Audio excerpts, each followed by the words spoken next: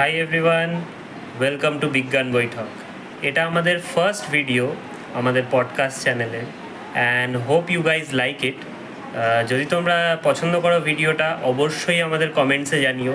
আর হ্যাঁ, আমি যেহেতু প্রথমবার রেকর্ড করেছি, এটা স্ক্রিন রেকর্ডিং আছে, আমার ভয়েসটা একটু লো আছে, তো যখন আমি বলছি তখন একটু সাউন্ডটা বাড়িয়ে নিও। Thank you, cheers, enjoy the video. এবার তারপরে আস্তে আস্তে দুটো লিঙ্ক করার চেষ্টা করি যে কেন আমি এটাকে লিঙ্ক। এবার স্বাভাবিক লিঙ্কটা করাটা খুবই দরকার আমাদের দৈনন্দিন জীবনে বল বা আমাদের সায়েন্সের এতে বল, যে কেন আমরা এই জিনিসগুলোকে লিঙ্ক করলাম। তো এই লিঙ্কের কথাটা একটাই আছে, সেটা হলো গিয়ে বায়োওয়েস্ট। এই যে বায়োওয়েস্টের কাপড়টা আমি পড়ালাম, সেটা ঢাকার জন্য, মানে কোন জিনিসটাকে ঢাকার জন্য, সেই জিনিসটা হলো গিয়ে একটা সেরেন্ডিপিটিকে ঢাকার জন্য, যেটা আমি এখন বললাম। তো আর এবার ফার্মাকোলজি এখান থেকে আসার রিজনটা হয়েছিল, আমার প্রথম যে বরুণও ছিল সেই সময়, তখন স্টেম সেল থেরাপি নিয়ে আমাদের বলা হয়েছিল। আমরা আগে থেকেই ফার্মাকোলজি নিয়ে একটু একটু ভালো লাগতো, যেরকম সবারই ফার্মাকোলজি নিয়ে একটা ফ্যাসিনেশন থাকে, একটু আধটু কারো না কারো থেকে যায়। না, বাট তুই একটু স্টেম সেল থেরাপি নিয়ে একটু বলে নে, সবাই জানে না, বাট আমিও জানি না, টু ভেরি অনেস্ট, বলে নে।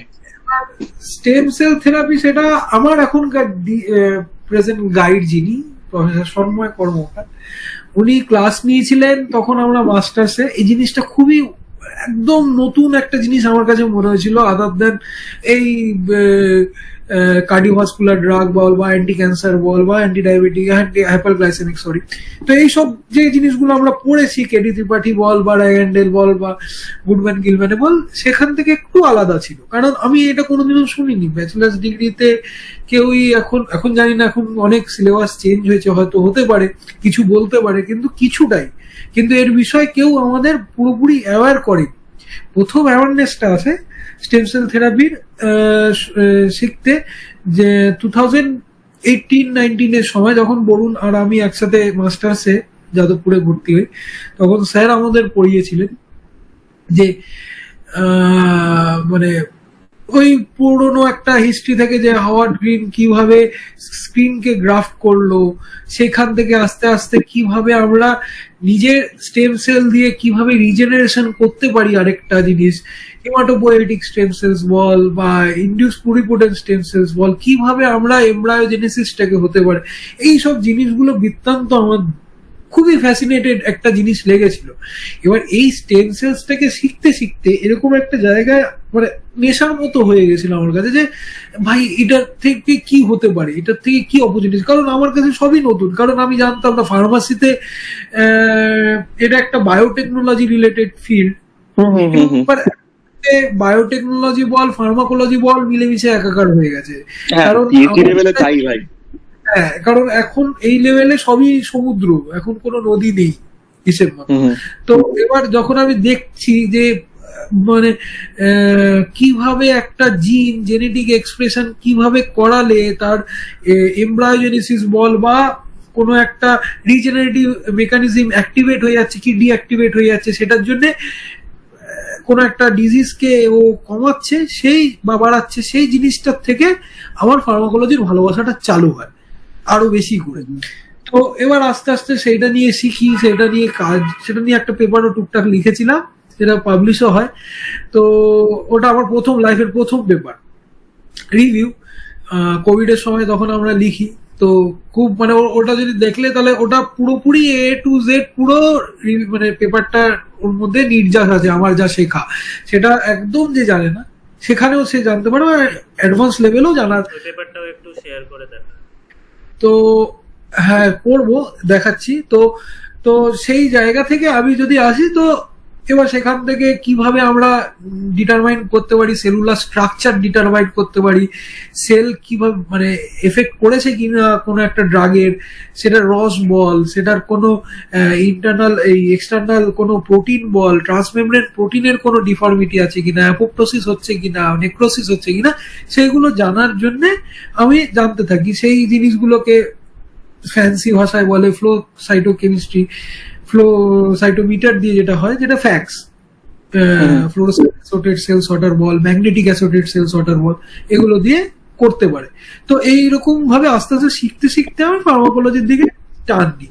এবার এই জন্যেই আমার কিন্তু টু বি অনেস্ট ফার্মাকোলজির প্রথম ইচ্ছেটা আসে, আর সেই ক্ষেত্রের থেকে সেটাই হলো আমার কাছে ড্রাইভিং ফোর্স হিসেবে আসে। এবার এটা শিখতে শিখতে জানতে পারি যে ক্যান্সার হলে কি হতে পারতো, তাহলে কি কি চেঞ্জেস হতো, বা কোনো একটা অ্যান্টি হাইপারগ্লাইসেমিক এজেন্ট হিসেবেও কিরকম ভাবে কাজ করতে পারে, কোন কোন জিনকে আপ রেগুলেট করতে পারে, ডাউন রেগুলেট করতে পারে। এইগুলো শিখতে শিখতে আস্তে আস্তে নিজের কাজের মধ্যে ইমপ্লিমেন্ট করার চেষ্টা করি। তো অনেক কিছু হয়, কিছু হয় না, সেটা সবাই জানে, সবকিছু তো হয় না, অনেক স্ট্রিনজেন্সি থেকেই যায়। তো কিছুটা করার চেষ্টা করছি এখনো, দেখা যাক, যদি হয় তাহলে ভালো হবে, যদি না হয় তাহলে কিছু শিখতে পারবো সেখান থেকে, এর থেকে বেশি কিছু না। এবার আসি নেক্সট, যে বরুণ যেটা বললো যে ল্যাবের এনভায়রনমেন্ট কেমন হওয়া উচিত। আমার মতে বলে ল্যাবের এনভায়রনমেন্ট, ল্যাবটা তো আমরা থাকি, আমরা মানে যারা থাকি ল্যাবে কাজ করি পিএইচডি লেভেলে, বেসিক্যালি পিএইচডি চলাকালীন কিন্তু আমরা ম্যাক্সিমাম টাইমটা ল্যাবেই থাকি। আমি এটাই বলতে যাচ্ছি যে যদি মানে 1/3 টাইম অফ আওয়ার লাইফ আমরা ঘুমিয়ে কাটাই, এই পিএইচডি টেরিয়রে 1/3 ও আরো আমরা কিন্তু ল্যাবেই থাকি। তাহলে ঘুমের পরেও যদি আরো 8 ঘন্টা, যদি মিনিমাম 8 ঘন্টা যদি থাকতে হয়, সেটা ল্যাবেই থাকি আমরা। তো যদি 8 ঘন্টা যেখানে থাকি সেটা থাকার মতো যদি না হয়, তাহলে সেখানে ভালোবাসা আসে না। আর যদি ভালোবাসা না আসে, তাহলে কাজ করারও কোনো মজাও আসে না, করার কোনো এনথুটাও চলে যায়। তো সেই ক্ষেত্রে থেকে ল্যাবের এনভায়রনমেন্ট খুবই একটা বড় রোল প্লে করে, যে কোনো কতটা মোটিভেট হবে, কে কতটা ডিমোটিভেট হবে। এবার আমি একটা ল্যাব সারাউন্ডিং যেটা পেয়েছি সেটা ভালোই পেয়েছি। তো এটা তো দুদিক থেকেই আসা উচিত না, মানে ধর তোর ইন্টারেস্ট যদি না থাকতো, তুই কোনোদিনও বলতে পারতি না যে ল্যাবের জন্য আমি কাজটা করতে পারিনি, বাট তোর তোরা কন্টিনিউ করা। হ্যাঁ এক্স্যাক্টলি, যে ল্যাবের, যে আমি যদি মনে করি যে এই সিনিয়র জুনিয়র জিনিসটা মানে খুব একটা ব্যারিয়ার তৈরি করে আমাদের মধ্যে, যে হ্যাঁ তুই আমার সিনিয়র, তুই আমার, মানে আমার মনে হয় এই নামটা সিনিয়র, আমি তোমার থেকে সিনিয়র, তুমি সিনিয়রিটি দেখাও বা আমাকে এ করো, সেখানে যে ব্যারিয়ারটা তৈরি হয়ে থাকে না, সেই ব্যারিয়ারটাকে ভাঙা উচিত।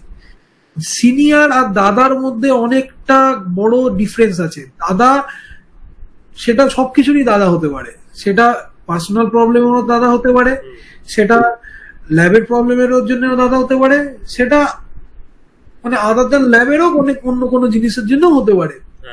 তো আমার মতে বলে যে সিনিয়র না হয়ে নিজেকে দাদা যদি করে প্রেজেন্ট করা যায়, তাহলে যারা আসবে তারাও ফ্রেন্ডলি ভাবে মিশতে পারবে, তারাও ফ্রেন্ডলি ভাবে বলতে পারবে জিনিসগুলোকে, যে আমি এটা করতে পারছি না, কোথায় প্রবলেম হচ্ছে। না হলে একটা গ্যাপ তৈরি হয়ে যাবে। এই গ্যাপটা যদি তৈরি হয়ে থাকে, সেই গ্যাপটাই কিন্তু পরে আমাদেরকে ওদের থেকে আলাদা করবে বা ডিফারেন্সেস ক্রিয়েট করতে বাধ্য করবে। তো এই গ্যাপটা যাতে না হয়, তাতে আমার এই দাদা কালচারটা আনাটা is much more convenient than senior culture. Senior হতে পারে, যাদবপুরে তো আমি বরঞ্চ বলবো দাদা কালচারটা বেশি আছে রাদার দ্যান বাইরে। এক্স্যাক্টলি, যাদবপুরের বাইরে সব জায়গাতেই ইটস লাইক 1 বছর সিনিয়র হলে you have to call sir or ma'am. আজ থেকে আমারে স্যার বলবা। হ্যাঁ, স্যার যদি তুই না বলিস, ওই জায়গাটায় তো অনেকটা অফেন্ড, মানে যাকে তুই বলছিস না সে অনেকটা অফেন্ডেড ফিল করে। But I don't know why, but অনেকটা অফেন্ডেড ফিল করে। মানে ওটা কি কালচার অনুযায়ী নাকি নলেজ অনুযায়ী ফিল হয়, সেটা আমার ঠিক না। এইটা কালচার অনুযায়ী। কেন বলবো, আমি যখন এখানে এসেছিলাম, যদিও আমরা এক গোয়ালের গরু সবাই, তো আমাদের মাথায় সেম মাইন্ডসেট, আমার মাথায় সেম মাইন্ডসেট ছিল যে স্যার বা ম্যাম বলে। এবং আমিও এখানে এসে সবাইকে স্যার বা ম্যাম, আমার থেকে যারা বড় তাদেরকে স্যার বলতাম, বা আমার মেয়ে হলে ম্যাম বলতাম। তো একদিন আমাকে আমার প্রফেসর স্টেফেনো আমাকে একদিন আলাদাভাবে ডেকে আমার সাথে কথা বললো যে you have to live these things. You have to call us or address us by our name. কেন? কারণ উনি কিন্তু কোনো রিজন বলেনি, হ্যাঁ, যে তোমাকে এরম বলা উচিত। বাট আমি সামহাও যখন আমি অ্যাড্রেস করা শুরু করলাম নাম ধরে, আই ফেল্ট কি মানে আমি না খুব কমফোর্টেবল হতে শুরু করেছি, মানে comfortable in terms of science. মানে ধর আমি এমন একটা অ্যাম্বিয়েন্স পেয়েছি যেখানে আমাকে সায়েন্স করতে কেউ বাধা দেয় না। মানে in science I can get success or I can get failure, which can be happen in both the cases. But মানে আমাকে এমন ভাবে উনি অ্যালাউ করেছে এক্সপ্লোর সায়েন্স। এবার যখন ধর আমি কোনো একটা প্রবলেম ফেস করছি, সেটা সারা দিনের যে কোনো সময় হতে পারে, এবং আমি কিন্তু ওনাকে ওইটাকে কনভে করি যে আমি এটাকে আমি চেষ্টা করছিলাম, আপনি কি কিছু গাইড করতে পারেন? তো উনি সেটা কিন্তু দারুণভাবে আইদার যদি জানেন তো বলে দেয় যে এরকম ভাবে এটা করা উচিত, বাট যদি বলে যে না জানি না তাহলে বলে যে আমাকে একটু দেখার সময় দাও, আমি দেখে তোমাকে জানাচ্ছি। বাট এই ট্রান্সপারেন্সিটা আছে, যেটা কিন্তু যখন আমি মনে করি, এটা আমার ফিলিংস, আমি আবারও বলছি আমি ভুল হতে পারি, যেটা ওখানে পাই না। মানে আমি এমন ভাবে যখন একজনকে স্যার বলছি বা একজনকে ম্যাডাম বলছি, এমন ভাবে ফিল করি যে সে সব জানে এবং সে আমাকে বলছে না। ব্যাপারটা এরকম ভাবে আমি অ্যাড্রেস করছি, সে হচ্ছে সুপিরিয়র আর বেরিয়ার চলে আসে, উনি এই জিনিসটা আসে, ইনফেরিয়রিটি কমপ্লেক্সটা অটোমেটিক্যালি চলে আসে। একদম একদম একদম বেরিয়ারটাকে ক্লিয়ার করাটাই উচিত, যাতে করে আমাদের মানে ঠিকঠাক ভাবে লাইফ লিড করা যায় এই ল্যাবের মধ্যে। লাইফ লিডের থেকেও বড় কথা হচ্ছে সায়েন্সে ফ্লেক্সিবিলিটিটা আসা দরকার। মানে তুমি কাউকে ডিসরেসপেক্ট বা রেসপেক্ট আলাদা বিষয়, কিন্তু সায়েন্সে ফ্লেক্সিবিলিটিটা আনা খুব দরকার। সায়েন্সের ফ্লেক্সিবিলিটিটা তখনই আসবে যখন তুই বা আমরা সবাই কমফোর্টেবল ফিল করব নিজেদের পরিবেশের থেকে, রাইট? একদম একদম সেই কমফোর্ট জোনটাকে ক্রিয়েট করানো দরকার। আজকে আমি বল বা অন্যান্য একটা ছেলে বল বা মেয়ে বল, সে লাইফের এই 5 বছর কি 4 বছর দিচ্ছে যে ইনস্টিটিউটে 8 ঘন্টা করে দিনে মিনিমাম, তার কাছে সেই কমফোর্টটা খুবই দরকার, যাতে করে সে নির্দ্বিধায় তার নিজের প্ল্যানস গুলোকে বলতে পারে, কি ট্রাভেল শুট হলো সেটা বলতে পারে। আর এটা বলতে দ্বিধাও করা উচিত না যে আমরা আমাদের জুনিয়রের থেকেও শিখতে পারি অনেক কিছু। হ্যাঁ, একদম অ্যাডমিট করা উচিত। সিনিয়র হয়েছি বলেই যে আমি জানি সবকিছু সেটা নয়, কিন্তু আমি নাই জানলে নাই জানি, কিন্তু সেটা জুনিয়র সেই জিনিসটা আমি আমার ল্যাবে পাই যে যে মানে এই জিনিসগুলো তো আসলে কি বলতো, মানে একটা মানে এগুলো ট্রান্সফার হয় জিনিসগুলো। মানে এই সিনিয়র গুলোর থেকে আমরা শিখি যে যাতে করে আমরা নেক্সট জুনিয়রকে কিভাবে ট্রিট করব, আমরা কি অতটা রুডলি ট্রিট করব। আমি আজ পর্যন্ত হয়তো কারোর সাথে মানে যতটা ফ্রেন্ডলি মেশা যায় ফ্রেন্ডলি মিশি, তাদের সাথে আড্ডা দিই, তাদের সাথে মানে হাসি মানে করি, কিন্তু তাদের কাজটাও আমরা সেরকম ভাবে দিই। এমন না সেটা ভুলে গেলেও চলবে না যে কাজটা করতে আমাদের মেন আশা, সেটা যেভাবে আমরা বার করতে হয়। আমার বার করার টেকনিক এরকম, অন্যের বার করার টেকনিক আলাদা হতেই পারে, কিন্তু আমার মন বলে যে বেরিয়ার যতক্ষণ থাকবে ততক্ষণ তাকে জাম্প হতে হবে, জাম্প করাটা উচিত না। জাম্প যখন করবে তার ফলেরও মানে মানে তার ফেলিয়ারও চান্স থাকবে যে না আমি পড়ে গেলে যদি আমাকে এরকম ভাবে হেটা করে বা করে, এই হ্যাটা করা বল বা দ্বিধায় যে আমি বলবো তাহলে ও কিছু খারাপ ভাববে না, তো আমাকে বলবে না, তো আমাকে হেনস্থা করবে না, তো এই জিনিসটা যদি থাকে তাহলে কোনোদিনই একটা ল্যাব চলতে পারবে না।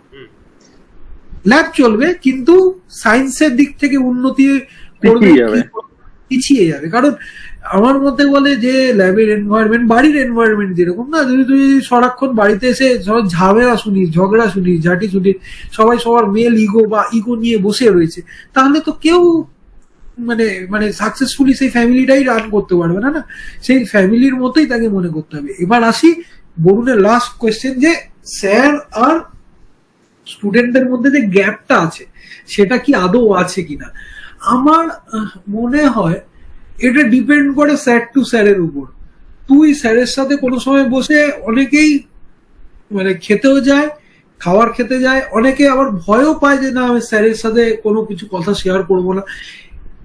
আমি পার্সোনালি বলতে পারি যে আমি খুব মানে ভালো একটা মানে গাইড পেয়েছি, যে এখানে আমি মানে মনের কথাটাও বলতে পারি, উনিও আমায় হেল্প করে যে টু মানে আদার দেন স্টাডিজ, যে